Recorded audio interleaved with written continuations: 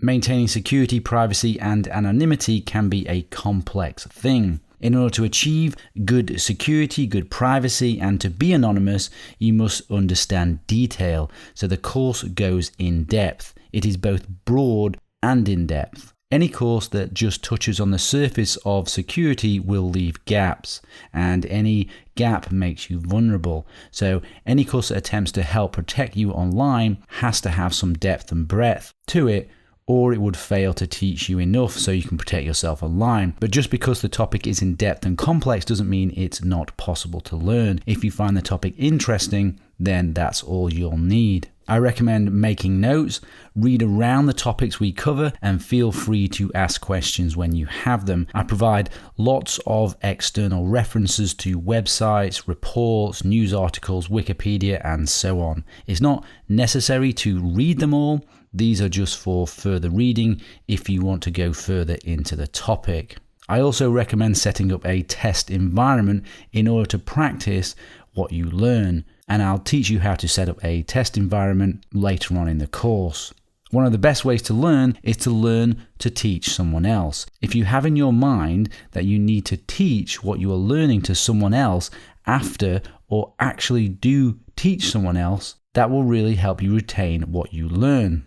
According to a psychology report, learners retain approximately 90% of what they learn when they teach someone else, or if they use it immediately, which is why I recommend you learn it from the perspective that you're going to teach someone else or actually teach someone else, and you set up the test environment so you can use these things immediately. This is not a course for you just to watch and listen and then forget. This is a course for you to actually learn and then be able to practically apply. And also, learners retain approximately 75% of what they learn when they practice what they learned. And you can see some of the other statistics here. There are many referenced items in this course, and most of them are free. I've made an effort to make sure that they are free, but you may want to purchase additional software, hardware, and services that are discussed in this course.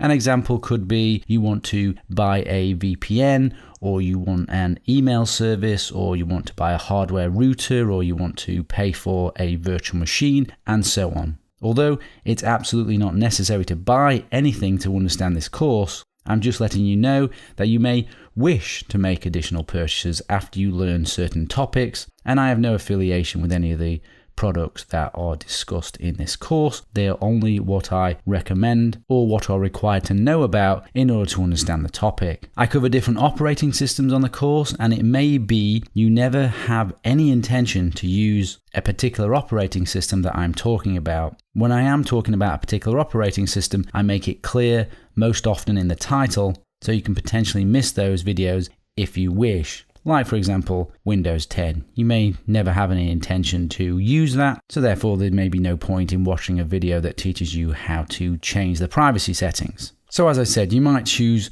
to skip those sections as they're not relevant to you, but that's up to you. I don't recommend you skip the sections on Linux particularly, because when it comes to serious security and privacy, the Linux and Linux type operating systems really are required. Certification and accreditation. I am developing an official accreditation and certification for this course. If that is something that interests you, then please keep an eye out for updates on this.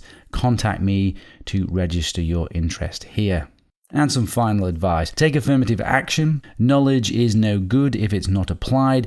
Most people will listen to some of this course and apply only a bit of it. But if the consequences of a breach in your security, privacy, or anonymity is high, then you have to take affirmative action and apply the techniques I teach you here. And finally, my hope is that the information in this course will be used positively to improve people's freedom, security, privacy, anonymity, and above all, liberty. Please do no harm with this information and stay legal.